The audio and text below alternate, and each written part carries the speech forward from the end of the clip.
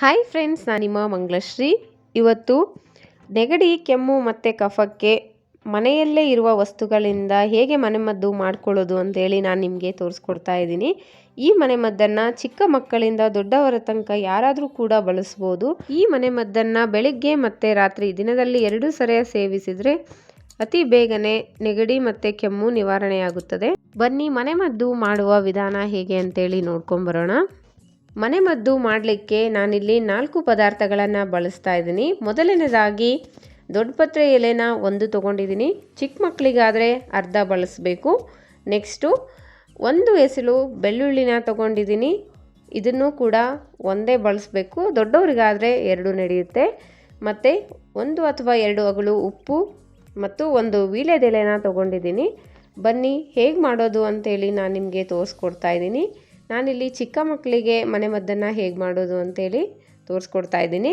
ಅರ್ಧ ವೀಳ್ಯದೆಲೆ ತೊಗೋತಾ ಇದ್ದೀನಿ, ಇನ್ನರ್ಧ ದೊಡ್ಡಪತ್ರೆ ಎಲೆನ ತೊಗೋತಾ ಇದ್ದೀನಿ.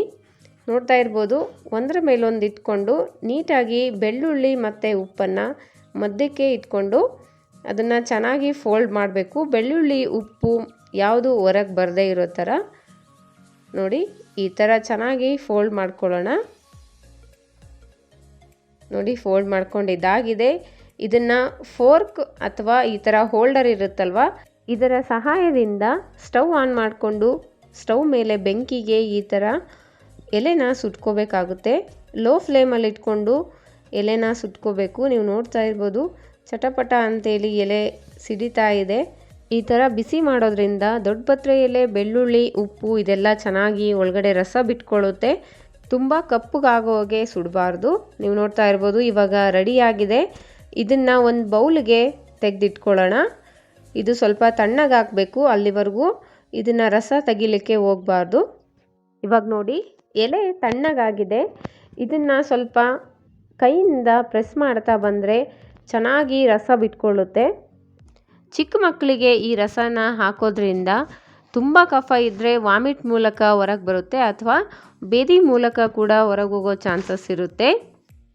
ದೊಡ್ಡವರಾದರೆ ನಾವು ಎಲೆ, ಬೆಳ್ಳುಳ್ಳಿ ಅದನ್ನೆಲ್ಲ ಡೈರೆಕ್ಟಾಗಿ ಸೇವಿಸೋದ್ರಿಂದ ತುಂಬಾ ಒಳ್ಳೆಯದು. ಚಿಕ್ಕ ಮಕ್ಕಳಿಗೆ ಅಂತೇಳಿ ನಾನು ನಿಮಗೆ ತೋರಿಸ್ಕೊಡ್ತಾ ಇದ್ದೀನಿ. ಈ ಥರ ರಸ ತೆಗೆದು ಉಡಿಸ್ಬೇಕಾಗುತ್ತೆ. ನಮ್ಮ ಮನೇಲಿ ಚಿಕ್ಕವರು ಮತ್ತು ನಾವು ದೊಡ್ಡವರು ಎಲ್ಲರೂ ಕೂಡ ಇದೇ ಮನೆಮದ್ದನ್ನು ಬಳಸೋದು. ತುಂಬಾ ಯೂಸ್ಫುಲ್ ಆಗಿದೆ.